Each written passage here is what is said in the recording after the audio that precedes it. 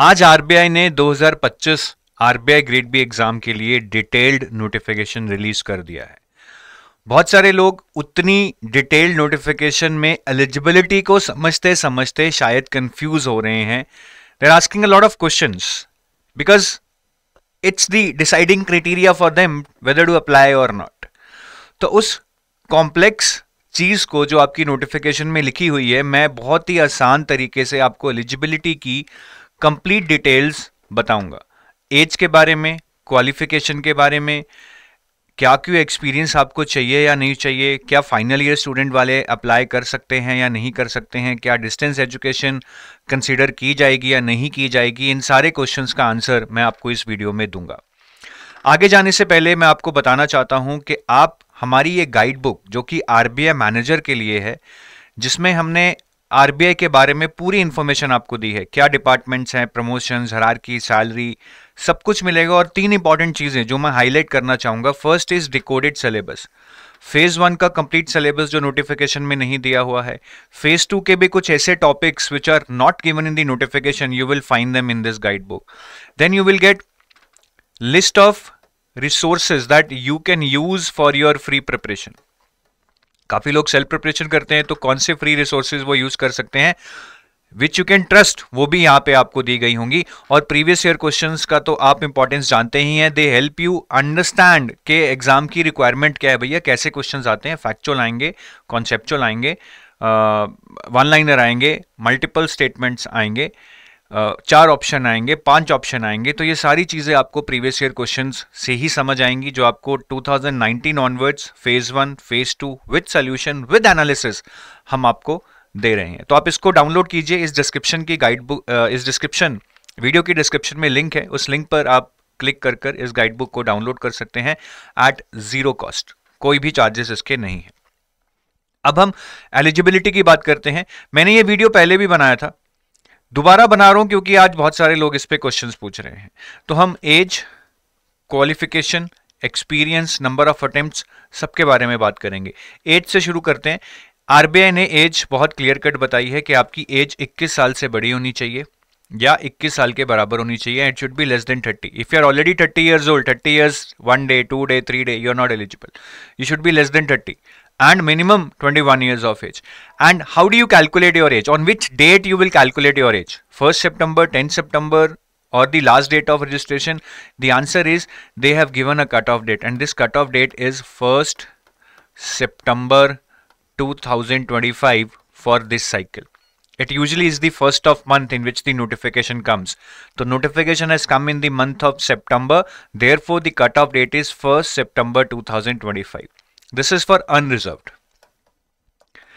Then there are relaxations. SC ST 5 years, OBC 3 years, PWBD 10 years, and they get cumulative relaxation also. If PWBD is SC ST also, they will get 10 plus 5, 15. PWBD who is OBC, they will get 10 plus 3, 13 years of relaxation. इसके अलावा based upon your experience in financial domain, अगर आप कुछ selected organisations में job कर चुके हैं, then also you will get relaxation up to maximum 3 years. तो वो एम्प्लॉयज जिनको एक्सपीरियंस है ऑफिसर लेवल पे, not at a clerical level, they will get a relaxation up to the extent of their completed years of such experience. So whatever your experience is at an officer level, and that too after probation. Experience during probation is not counted. So after your probation, if you have certain experience at an officer level, you will given a relaxation equivalent to your experience. If you have experience of 1 year, relaxation is 1 year. 2 years, relaxation is 2 years. Experience is 3 years, relaxation is 3 years. But the maximum is 3 years. So even if you have experience of 4 years, the maximum relaxation that you will get is 3 years, not more than this. So what are the places in which you should have experience to be eligible? तो 3 चीजें हैं. Either you should have experience in scheduled commercial banks, वो banks जो RBI Act के schedule में है. It can be public banks, SBI, PNB. It can be private banks, ICICI, HDFC. Any bank which is a scheduled commercial bank.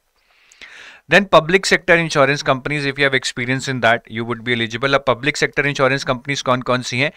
They have given the complete list. Life Insurance Corporation of India, GIC, new India insurance company limited, United India insurance company limited, oriental insurance company limited, national insurance company limited and agriculture insurance company limited. ये insurance companies हैं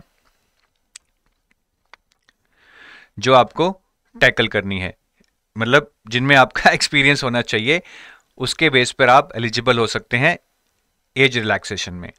और तीसरा है you should have work experience in all India financial institutions. तो all India financial institutions की list क्या क्या है जी?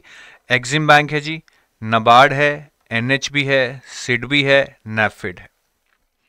तो ये ऑल इंडिया फाइनेंशियल इंस्टीट्यूशंस हैं। अगर आपका इसमें एक्सपीरियंस है then also you will be considered for relaxation under this category. तो ये रिलैक्सेशंस की बात हो गई। कट ऑफ डेट मैंने क्लियर कर दिया है। You will have to calculate your age on 1 सितंबर 2025। चलिए, और कुछ सिनारियोज हैं। अगर आपकी हायर क्वालिफिकेशन है, एमफिल वालों को 2 साल का रिलैक्सेशन दिया जाता है, they can give exam till the time they are below 32 years of age. PhD वालों को 4 साल का रिलैक्सेशन दिया जाता है, they can give this exam till the time they are below 34 years of age. कुछ एक्स सर्विसमैन को भी रिलैक्सेशंस रहते हैं, मैं उनकी डिटेल में नहीं जा रहा हूं। If you have particular query you can actually call us at this number and my team will help you out. ये एज के बारे में हो गया जी। अब एजुकेशनल क्वालिफिकेशन के बारे में चलते हैं। एजुकेशनल क्वालिफिकेशन बहुत सिंपल है। आप ग्रेजुएट होने चाहिए किसी भी डिसिप्लिन में, कोई भी डिसिप्लिन, ग्रेजुएशन डिग्री होनी चाहिए बस, and greater than equal to 60%, minimum 60% marks होने चाहिए। या फिर this is optional, this is not mandatory, और a post grad again in any discipline with minimum 55% marks. Post graduation is not mandatory. If you have done your graduation with 60% marks, you are eligible. You don't require post graduation. But कई बार graduation में 60% से कम है जी, मेरे तो 55% है graduation में। तब अगर आपने post graduation कर रखी है और आपके उसमें 55% marks हैं, आप post graduation के basis पे भी eligible हो जाएंगे। इसमें भी रिलैक्सेशन है जी। ग्रेजुएशन में अनरिजर्व कैटेगरी को चाहिए मिनिमम 60%, SC ST और PWBD को चाहिए 55%। इनफैक्ट EWS को भी इतनी चाहिए, OBC को भी इतनी चाहिए 60%। सिर्फ इन 3 को रिलैक्सेशन है। पोस्ट ग्रेजुएशन में SC ST PWBD को चाहिए जी पास मार्क्स, ठीक है। Instead of 55% they just require pass marks. और इस क्वालिफिकेशन का भी कट ऑफ डेट है। जब ऐसा नहीं है कि आप बोलो सर मेरी अक्टूबर में ग्रेजुएशन पूरी हो जाएगी तो क्या मैं एलिजिबल हूं, नहीं हो। इसकी कट ऑफ डेट भी 1 सितंबर 2025 है। मतलब इस डेट को आपके पास आपकी मार्कशीट तो एटलीस्ट होनी चाहिए कि आपने एग्जाम दे दिए हैं, मार्क्स आ चुके हैं और आपकी मार्कशीट आपके पास है। डिग्री कई बार लेट मिलती है, वो चलेगा, but you should have completed the entire procedure, you should have passed and you should know your marks. Marks के बिना फॉर्म ही नहीं फिल कर सकते। फॉर्म फिल करते हैं वो पूछेगा कि आपके मार्क्स कितने हैं, अगर आपको नहीं पता फॉर्म फिल नहीं कर सकते, ठीक है। तो 1 सितंबर 2025 को आपने पेपर देके पास होके मार्क्स आपके पास होने चाहिए, तभी आप ये फॉर्म फिल कर सकते हो। So this is about the qualification. और बहुत लोग ये क्वेश्चन पूछते हैं कि सर जो ये मार्क्स हैं ये 60% हैं या 55% हैं, क्या ये मार्क्स मुझे हर सेमेस्टर में चाहिए? हर सेमेस्टर में चाहिए। Answer is aggregate of all semesters. जो फाइनल मार्क्स हैं आपके एग्रीगेट ऑफ ऑल सेमेस्टर्स वो इतने होने चाहिए। अगर आपके मार्क्स एक सेमेस्टर में कम है तो चलेगा, कोई दिक्कत नहीं है, आप बिल्कुल टेंशन मत लो। क्या फाइनल ईयर स्टूडेंट्स एग्जाम दे सकते हैं? Answer is no, final year students exam नहीं दे सकते हैं। जैसा मैंने बताया 1 सितंबर 2025 को you should have your marksheet with you, you should have passed your exam and you should have your marksheet with you, you should know your percentage, then only you can fill your form. तो अगर आप final year में हैं तो मतलब आप अभी pass out नहीं हुए हैं, ठीक है, मतलब आप दिसंबर में, मार्च में कभी आगे जाके पास आउट होंगे, आप एलिजिबल नहीं है। क्या डिस्टेंस एजुकेशन को कंसीडर किया जाता है? क्या वो वैलिड मानी जाती है? आंसर इज यस, बिल्कुल वैलिड मानी जाती है, चाहे ग्रेजुएशन है चाहे पोस्ट ग्रेजुएशन है। बाकी काफ़ी लोग क्या करते हैं, ग्रेजुएशन के बाद 2 साल का डिप्लोमा कर लेते हैं, ठीक है। तो अगर गवर्नमेंट उसको पोस्ट ग्रेजुएशन कंसिडर करती है तो आरबीआई भी उसको पोस्ट ग्रेजुएशन मानेगी। जैसे काफ़ी लोग पीजीडीएम कर लेते हैं, जिसको हम एमबीए बोलते हैं, तो वो आपकी पोस्ट ग्रेजुएशन मानी जाएगी। काफ़ी लोग 12th के बाद भी 3 इयर्स का कोई टेक्निकल कोर्स कर लेते हैं, जिसको गवर्नमेंट ग्रेजुएशन मानती है, तो आरबीआई भी उसको ग्रेजुएशन मानेगी। जैसे किसी ने डिप्लोमा इन इलेक्ट्रॉनिक्स किया हुआ है, तो most of the universities who give you this diploma in electronics, government consider it as a graduation, तो आपके केस में भी वो ग्रेजुएशन मानी जाएगी। तो आई होप आपको eligibility in terms of age and your qualification बिल्कुल क्लियर है, यहाँ पे कोई भी डाउट नहीं होना चाहिए। अब काफ़ी लोगों को डाउट होता है कि सर आपने परसेंटेज के टर्म में बताया 60% चाहिए, 55% चाहिए, बट मेरी यूनिवर्सिटी तो मुझे सीजीपीए देती है, परसेंटेज नहीं देती है। तो आरबीआई बोलता है कि यूनिवर्सिटी ने अगर कोई क्राइटेरिया डिफाइन किया है, यूनिवर्सिटी ने अगर कोई क्राइटेरिया डिफाइन किया है, तो आप उस क्राइटेरिया को यूज कीजिए। यूनिवर्सिटी ने अगर कोई क्राइटेरिया डिफाइन किया है तो आप उस क्राइटेरिया को यूज कीजिए to convert your CGPA into percentage, ठीक है। तो यूनिवर्सिटी की वेबसाइट पे या मार्कशीट के पीछे लिखा हुआ है कि सीजीपीए को परसेंटेज में कन्वर्ट करने का ये क्राइटेरिया है, तो आप वही क्राइटेरिया अप्लाई कीजिए। अगर यूनिवर्सिटी का क्राइटेरिया नहीं है और यूनिवर्सिटी ने आपको सीजीपीए दे दी है, तो आप आरबीआई का ये क्राइटेरिया यूज कर सकते हैं, जहां पे 6.75 सीजीपीए को 60% माना जाएगा, 6.25 सीजीपीए को 55% माना जाएगा, 5.75 सीजीपीए को 50% माना जाएगा। अब आप बोलेंगे जी सर मेरी सीजीपीए 6.35 है, मैं अपने कितने परसेंट मार्क्स मानूं? आपको जरूरत ही नहीं है, क्योंकि आपकी 6.35 है। अगर आप अनरिजर्व कैटेगरी से, आपके 60% से कम है, क्योंकि 6.75 पे 60% मानी जाती है, आप एलिजिबल नहीं है। और अगर आप रिजर्व कैटेगरी से हैं, जहां आपको 55% मार्क्स चाहिए, तो 6.25 पे 55% होती है, आपकी 6.35 है, मतलब दैट इज ग्रेटर देन 55%, मतलब आप एलिजिबल हो जाएंगे।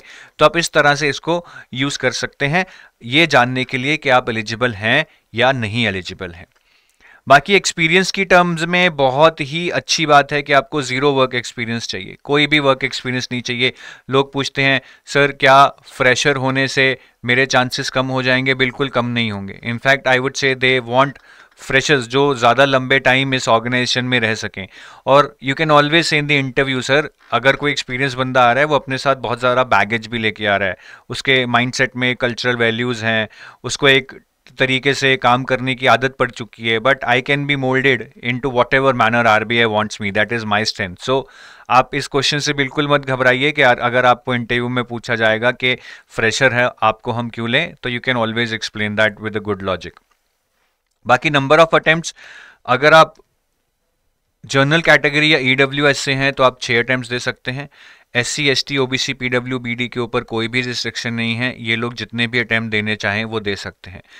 अब ये एक क्वेश्चन आता है कि सर मैं फॉर्म भर दिया लेकिन मैं एग्जाम नहीं देता, तो क्या वो अटेम्प्ट माना जाएगा? अगर आपने सिर्फ फॉर्म भरा है, एग्जाम नहीं दिया है, तो वो अटेम्प्ट नहीं माना जाएगा। आपको एग्जाम में अपीयर होना पड़ेगा फॉर्म भरने के बाद, तभी वो अटेम्प्ट माना जाएगा। सिर्फ फॉर्म भरना, एग्जाम ना देना अटेम्प्ट नहीं माना जाएगा। तो बहुत लोग इस पे क्वेश्चन पूछते हैं, आई होप आपको इस पे क्लैरिटी मिल गई होगी। तो अभी ये मैंने पूरा एलिजिबिलिटी के बारे में बता दिया है। अगर आपको कोई भी और डाउट है तो आप हमारे इस नंबर पे कॉल कर सकते हैं, ठीक है। ये 6 बजे तक ओपन होता है, सुबह 9 से 6 बजे तक। या ये हमारा ईमेल आईडी है, यहाँ पे आप ईमेल कर सकते हैं। अगर फ़ोन नंबर आपको लग रहा है कि यार टाइम लग रहा है, या आप अच्छे से अपना सिनारियो एक्सप्लेन करना चाहते हैं, तो आप इस ईमेल आईडी पे अपना ईमेल कर सकते हैं। My team will help you out. बाकी अगर आप कोई असिस्टेड प्रिपरेशन देख रहे हैं तो मैं आपको हमारे कुछ कोर्सेज़ के बारे में बताना चाहूँगा। तो ये हमारे कोर्सेज़ हैं। अगर आप हमारी वेबसाइट पे जाएंगे, कोर्स edutab.in करके, यहाँ पे आरबीआई ग्रेड बी कोर्सेज़ पे क्लिक करेंगे, तो यहाँ पे आपको सिंगल पे क्लिक करना है। तो आप देखेंगे अभी हमारा एक क्रैश कोर्स चल रहा है, जो 9 सितंबर को क्लासेस शुरू हुई हैं, ये 16 अक्टूबर तक चलेंगी। ये सुबह 7 से 10 एक क्लास होगी, एक 6 से 9 क्लास होगी, टोटल 80 क्लासेज हैं। सैटरडे संडे 3 क्लास होगी, दोपहर को भी होगी। इसमें हम पूरा कॉम्प्रिहेंसिवली प्रिपेयर कराएंगे, लेकिन फास्ट पेस्ड होगा, आपको बहुत मेहनत करनी होगी। तो आप इस क्रैश कोर्स के बारे में अगर और जानना चाहते हैं तो ब्रोशर में जाके देख सकते हैं, या जो मैंने नंबर्स आपको बताए हैं वहाँ आप कॉल करके पूछ सकते हैं। ये एक फास्ट पेस चीज़ रहेगी, तो जिसका थोड़ा सा बेस है कि मैंने थोड़ा सा क्वांट रीजनिंग पढ़ रखा है, या थोड़े से करंट अफेयर्स पढ़ रखे हैं, या मेरा यूपीएससी बैकग्राउंड है, या बैंकिंग प्रिपरेशन बैकग्राउंड है, तो आप इसको यूज़ कर सकते हैं। बाकी जी गोल्ड कोर्स है हमारा, अगर आप लॉन्ग टर्म प्रिपरेशन चाहते हैं, धीरे धीरे प्रिपरेशन करना चाहते हैं, क्योंकि क्रैश कोर्स में तो तेज़ होगा, तो आप ये गोल्ड कोर्स ले सकते हैं जो फेज़ 1, 2 और इंटरव्यू के लिए कंप्लीट सोल्यूशन है। या सिल्वर कोर्स ले सकते हैं जो सिर्फ फेज़ 2 और इंटरव्यू के लिए है। काफ़ी लोग क्वांट रीजनिंग इंग्लिश बोलते हैं सर हमें आती है, तो वो सिल्वर कोर्स ले सकते हैं। ठीक है, बाकी कॉम्बो कोर्सेज भी हैं। अगर आप आरबीआई के साथ और किसी एग्ज़ाम की तैयारी करते हैं, RBI IRDAI, RBI NABARD, RBI SEBI, तो कॉम्बो कोर्सेज हैं, आप कॉम्बो कोर्सेज भी देख सकते हैं, एक्सप्लोर कर सकते हैं। So with that I take your leave. Thank you, जय हिंद, wish you best of luck.